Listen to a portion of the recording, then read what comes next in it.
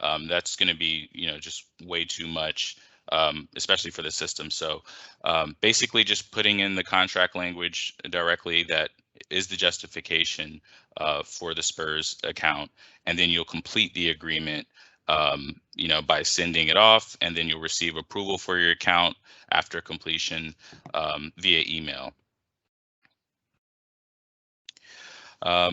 So the next step in the process is the admin approval of the CAGE code. So once you register, the admin who is linked to the CAGE code for your company must apply or approve your account. So this is typically the point of contact in your company for the CAGE code. If you can't find the contract administrator of the CAGE code, you can look it up in the system by going to the PIEE homepage and select Find My Account Administrator from the Need Help with Your Account menu. And that's the way you can kind of figure out who to place there. So next, you're going to put your CAGE code under the location code, and if you do not select any option from the application or role options, you'll click submit.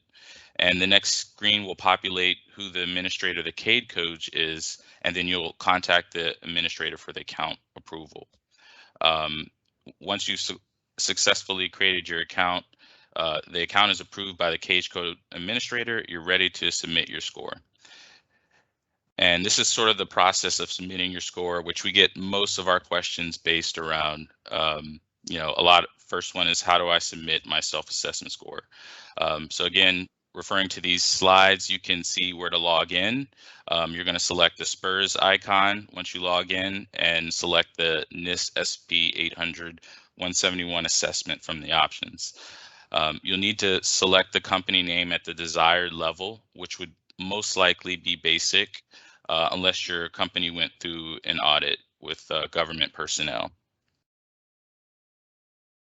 So once the desired level is selected, click Add New Assessment from the menu. So here's where you're going to enter your assessment details, and really where a lot of the questions start to come in.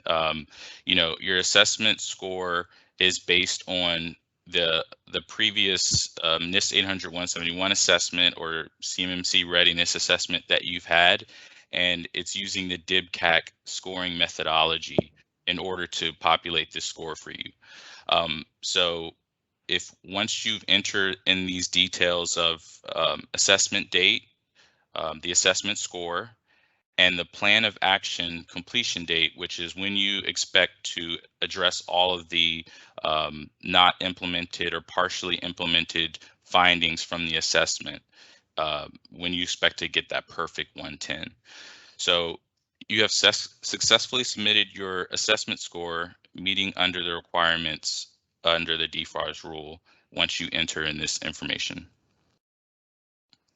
So some of the common questions that we've got is, should I be updating my SPRS score after it's initially entered? And the answer is yes. Updates can be made at any time, and we mostly recommend that you update as you progress on POAM items. So if you've tackled one or two items in a week, it shows maturity that you're actively addressing these items. If you go in and say, now I'm at 100, and two days later I'm at 102, those scores on the back end show maturity that you are actively addressing your POAM items and you're trying to get to the 110.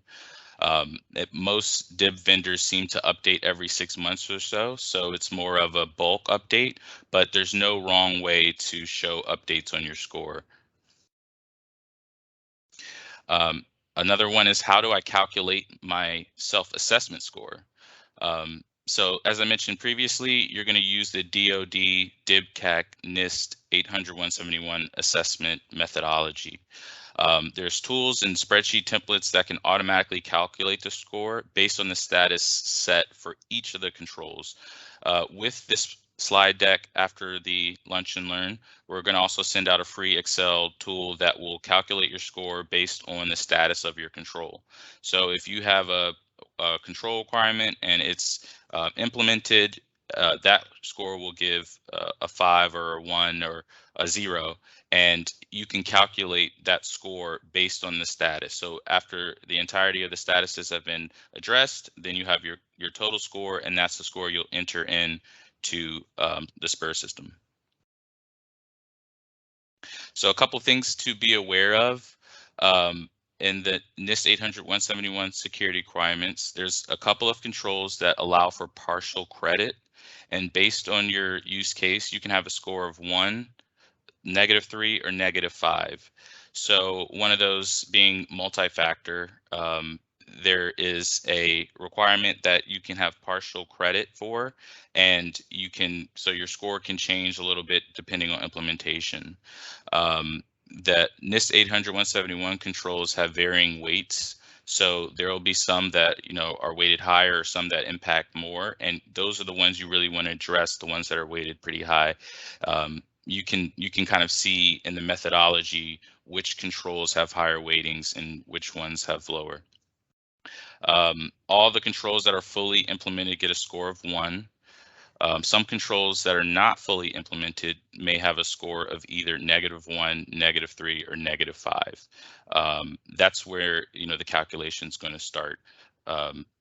Just kind of compiling from there. So the best way to calculate the score is actually to start off with the perfect score of 110, and then addressing the not fully implemented controls and their associated weight scores of -1, -3, or -5, and summing the total by starting with 0 will give you an inaccurate score.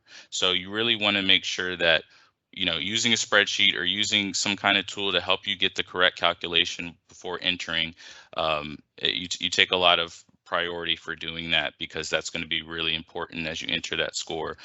We've had a few people reach out and have actually entered in the incorrect score based on their own calculations. But it's also normal to have negative scores. And that's one of the main things that they kind of panic when they see that negative score, and they say, oh, I don't want to show that. I want to show progress. And we always let people know that it kind of shows more maturity, that if you have a completely negative score, all controls are just not satisfied, but your expected POAM completion date is within 2 months. And on that second month, you actually address all of your controls. That's really going to show more maturity than than just having negative scores. That shows that you're actively addressing your POAM items and you're targeting that perfect score, and you've actually achieved it. So even if it is negative, don't panic. Just make sure that you're making actionable items to address the POAM requirements, and you can start to track that in the back end in the system. I think that's what people are, it's hard not to see a negative score and kind of go, whoa, but it's a common use case, and we've seen it all the time. But just keep the focus on actually addressing the POAM items and updating that score. So when you commit to a POAM completion date within your SPRS, you want to stick to it, because you don't want to avoid, or you want to avoid any potential false claim act situations. A lot of people might say, okay, we're working on it and we're going to do a scheduled completion date of 2 weeks, and it's not possible, but they just want to satisfy the requirements for the system. Based on the False Claims Act, that could lead you in a little bit of trouble. So you want to make sure you want to stay honest and accurate about the times that you're actually putting into the SPRS system, and that you stay on top of addressing your score. So the last question, where can you get help? There's a lot of tools. Like I said, one will include with this email for calculating the score. You can talk to GENEDGE or your local MEP to give more guidance around how to submit, or any other resources there. We're always available to help answer questions at Tiber Creek Consulting and IntelliGRC, and with our platform, we can help you calculate your score as well. And lastly, you can always ask your prime contractor for help before submitting the score or help calculating. They should have resources available for you. So with that being said, that is it. I think we can do some questions and answers now. If unless Nathan, you have anything, but I can help clarify or address anything in the presentation if if that's good with everyone. Yeah, and I think we've got one question so far. Robert asks, does the update have to be done by a third party? Does the update have to be third party assessed? And I think Ozzy replied, no, currently this is a self-assessment approach until the new CMMC is formalized via the DoD rulemaking, which is likely on the 9/24. This new rule making will formalize who is required to be assessed by a third party based on the contract and the CUI data and scope. And Josh, I think you talked briefly about, companies can do self-assessments and continually update their POAM and provide a new score on their own. But we always recommend, that initial assessment, that initial gap assessment done by a third party, just because of the False Claims Act. But maybe you want to elaborate a little bit more, Josh. Yeah, definitely. And what I was kind of alluding to earlier was based on the assumption that you had the accurate score. So if you have not had a self or assessment against the NIST 800-171 or CMMC, you want to make sure you get an accurate assessment. So when you're submitting the score, it's not, there's no gaps or there's nothing that's incorrect there. Making sure you're aware of all the controls and their statuses, and then addressing the plan to remediate, which is the plan of actions and milestone, is definitely the way to go. If you kind of do it on your own and say, I'm going to assess myself, and then update your score, and then you receive an audit from a third party with a little more experience with assessments, some of the things that you think are implemented could actually be not, and then the score is inaccurate, and which is, kind of the whole point of putting in an accurate score. So definitely want to make sure you're getting, a third party to come in and, if not assessed, but to verify your assessment at the very least, just so you can feel confident putting in the correct score into the SPRS, and then, updating that plan of actions and milestones efficiently. Excellent.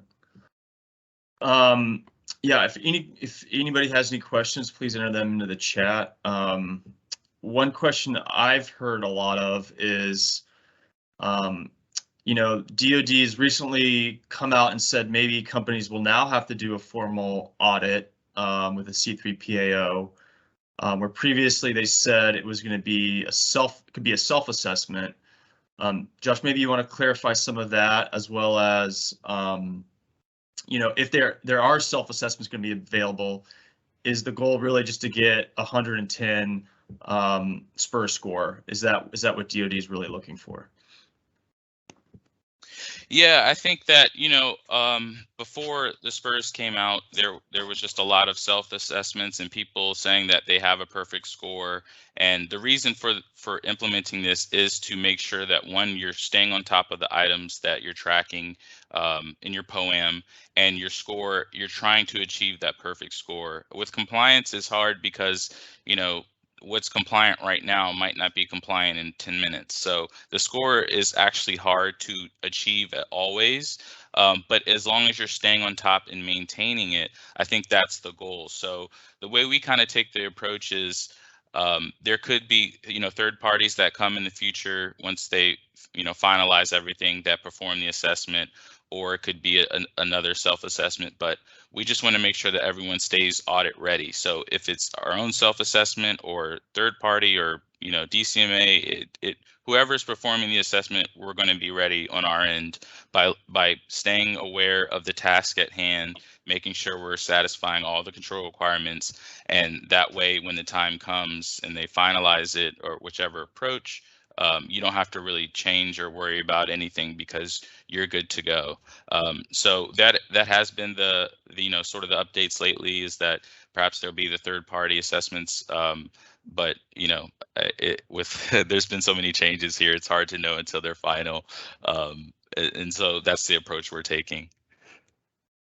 Great.